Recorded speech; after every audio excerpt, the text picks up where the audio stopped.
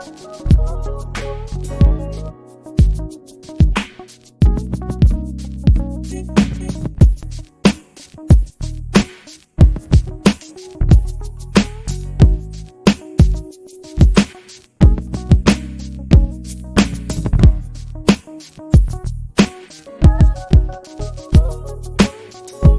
Ringside crew.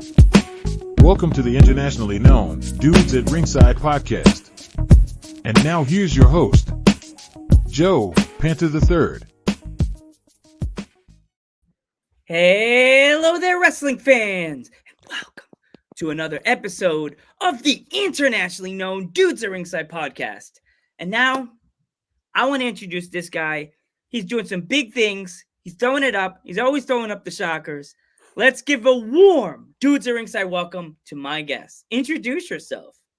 Yeah, my name is Logie P. I am 1/3 of 3 in the pink, also known as the Salisbury Swag Machine, trainer at Battlefield Pro Wrestling. Awesome.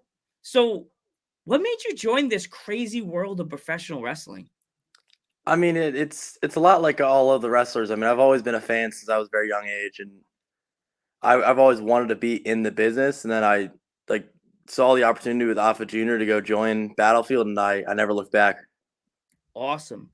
So, what is it like to be trained under a person that's in that legendary family? Like, what kind of advice has he given you along the way?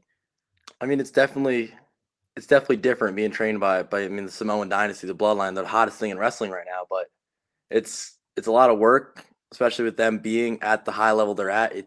They know what it takes to get to the top. I mean, you see how Roman's doing it. You see the Usos have been doing it, and all the other Bloodline members. So it's a lot of work and a lot of just practice and dedication to the craft that I've learned from them. So, what is the toughest advice that Afa or any of the members of the family have given you that you had to really think it out? Like, was it something you do your character, or is it something you had to really work on within yourself? I think the character really has just come naturally because Logie P really is just me. You see, I'm the same person backstage. I'm just here to have a good time. But in the wrestling business itself, there's so many sacrifices you have to make. You're missing out on family events. People miss their kids being born. It's a tough business to go through, and you have to be willing to make those sacrifices. It's probably the toughest thing they've said to me. So, what was it like for you being so young in this business? Your very first match? My first match was definitely chaotic. I had so many of my family and friends there to support me. It was nice to have a crowd of people that I was familiar with, and to have all my Battlefield friends and family there to support me. But it really is oh my gosh, we're actually doing this. It's surreal. Words can't even describe how it feels to go into that first match. But once you get that done, get the combos off, shake those nerves, it's just like any other day. Awesome. So what was your energy like the first time? What was your energy like the first time you stepped foot in the training facility? The training center. Oh man, I got my own brother out here wearing the Logie P merch. Oh, you gotta love it. Come on, we gotta show this. Oh, we gotta show this. Look at that merchandise for Logie P. Gotta love that. Supporting the brand. Get your merch. Get your merch. Always show the merch off. So what was it like your first time? What were you thinking? Were you scared? Were you excited? So stepping into that training center was. I originally walked in and I didn't see anybody else in the training center except for one other Battlefield guy named Dio Bando, who's the former tag team champion, PPW TV champion right now. Been there, done that, and him sort of talking me through the business and teaching me and having those one-on-ones with Afa, and I'm like, man, this is definitely surreal. I'm really a wrestler now. This is where all the work gets done. It's different from watching it and then going into the gym and going into that ring and seeing what you're doing to get ready for those shows. It's night and day to just be a fan. Awesome. Now let's go a little further in. What was your theme song for your very first match? So my theme song, I have, me and my partners have messed around with a few different theme songs trying to figure out what's stuck. But when I'm solo, it's Famous by Kanye West. Awesome. We go with that one. Yeah, everybody knows Kanye. Of course. Good. Is there any? Sorry about that. Is there any independent wrestler that's in Pennsylvania, or like you've been watching on the YouTubes or Instagrams that you would love to scrap with, but you haven't had the opportunity to work with yet? I mean, as I was growing up, Matt Cardona was one of my favorites. That's a dream match of mine. But throughout Pennsylvania, there's tons of different guys, even just in the battlefield, that I'd like to work solo and tag. But like Speedball Mike Bailey's definitely one of them. He's an absolute incredible talent. But I'd say within the battlefield, I'd say like Sean Maluda. You got Lance Anawahi. Obviously, Alpha Jr. would be fun to wrestle. Those are probably some of my top three, I'd say. The Awesome. Dynasty. Is there any other place in the world or within the East Coast that you want to adventure to that you haven't had a chance to go to yet? I mean, yeah, there's definitely places on the East Coast. I mean, there's so many. The Mid Atlantic and the East Coast itself is like the mecca for independent wrestling. So there's CZW, GCW, there's MLW. Like the 2300 Arena would be an absolutely amazing place to be able to say you wrestled at.